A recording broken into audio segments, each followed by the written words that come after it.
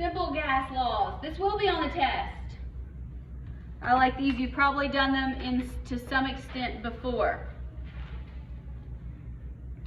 Okay. 4 basic properties of a gas sample. Learn these. You need to know them. Pressure. In our gas laws, this is going to show up as P. P for pressure. And it will either be given to you in pascals, torr, millimeters of mercury, because torr is stupid, or atmospheres.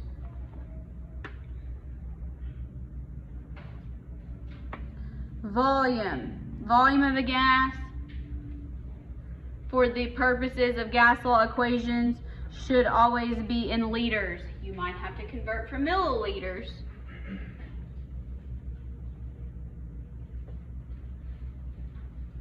Temperature is going to be abbreviated capital T. This is another one you'll have to be careful when you work the problems, because the temperature always needs to be in Kelvin.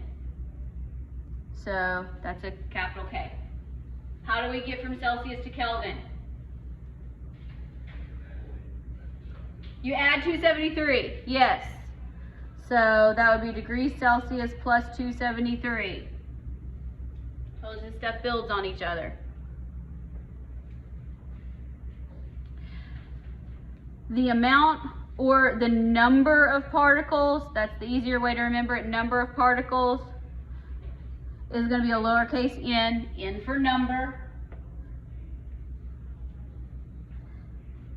And the unit is going to be the mole. We know how to get moles, we know how to use molar mass.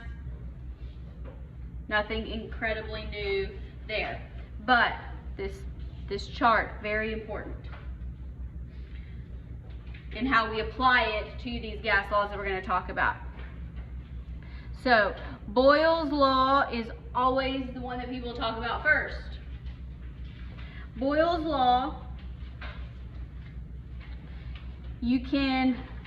it says that as pressure increases, volume decreases. So,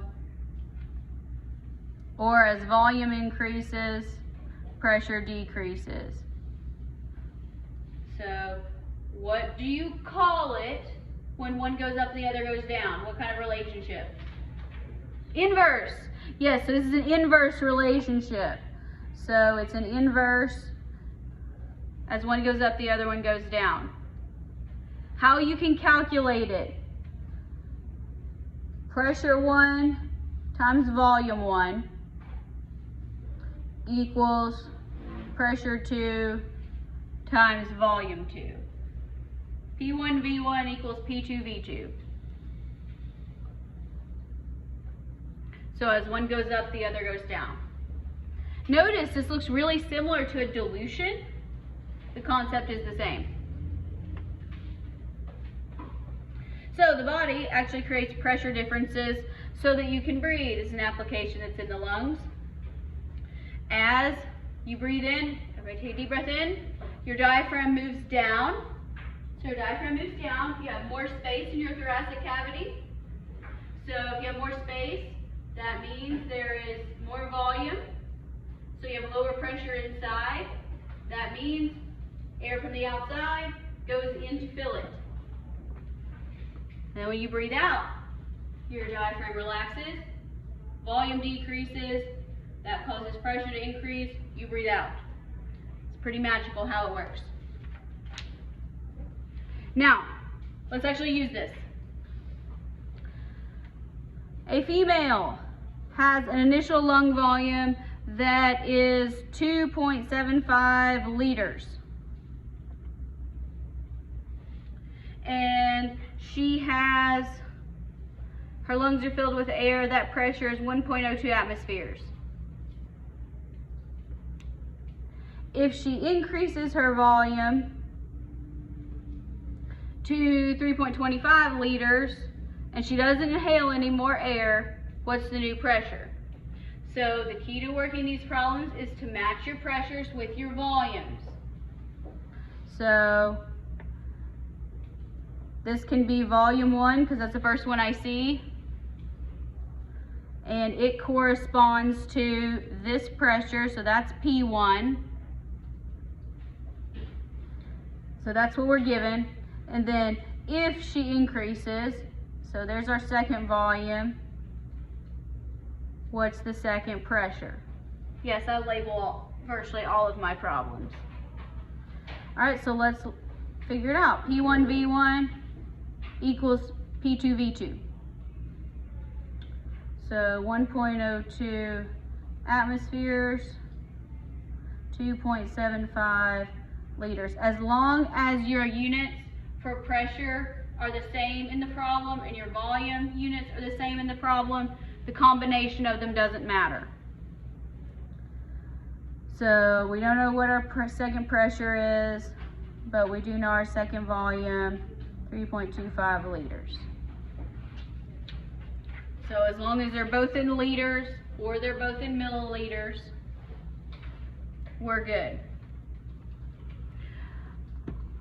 All right, so 1.02 times 2.75 divided by 3.25. So our second pressure, 0.863. What's the unit here? Atmospheres. Yes, do not just give me a number. Atmospheres. Did anybody rework the problem algebraically before? Yes, you did. Okay, I've got a few. Anybody else rework it algebraically before you substituted? Okay. It doesn't matter if you do. Find the one that works for you. Let's do another one.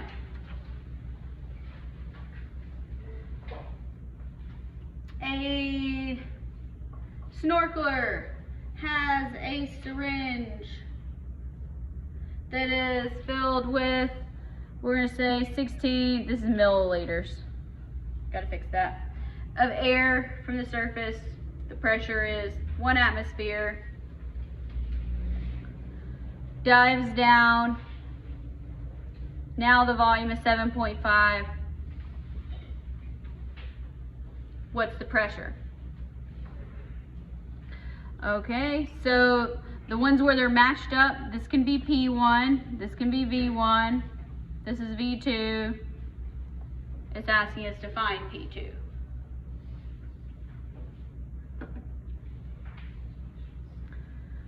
So P1, V1, P2, V2,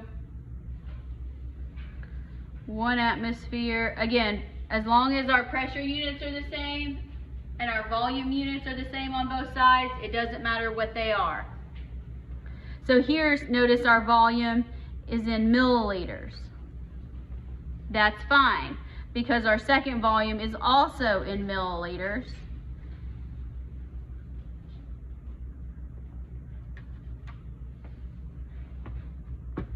But most people like doing gas laws because it's just, you can just plug and chug. It works. 16 times 1 is 16. Let's divide by 7.5. P2 equals 2.13 atmospheres.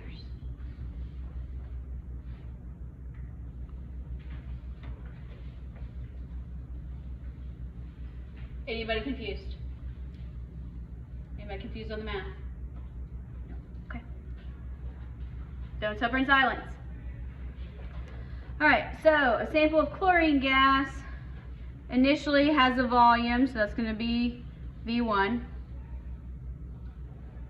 was found to have a volume of, so that's V2, second volume, 27.2 liters at this pressure that goes along with it. What is the initial gas pressure? That's P1.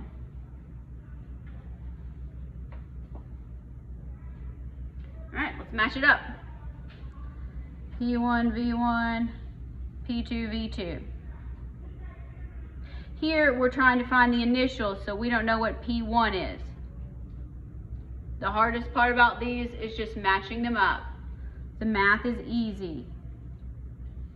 It's much easier than what we have been doing. Alright, 15.6 atmospheres and 27.2 liters. Alright, before we calculate, volume has gone down, so pressure, what happens when volume goes down? What happens to pressure? Pressure goes up. So pressure goes up, so this pressure should be lower. Let's see if it works out that way.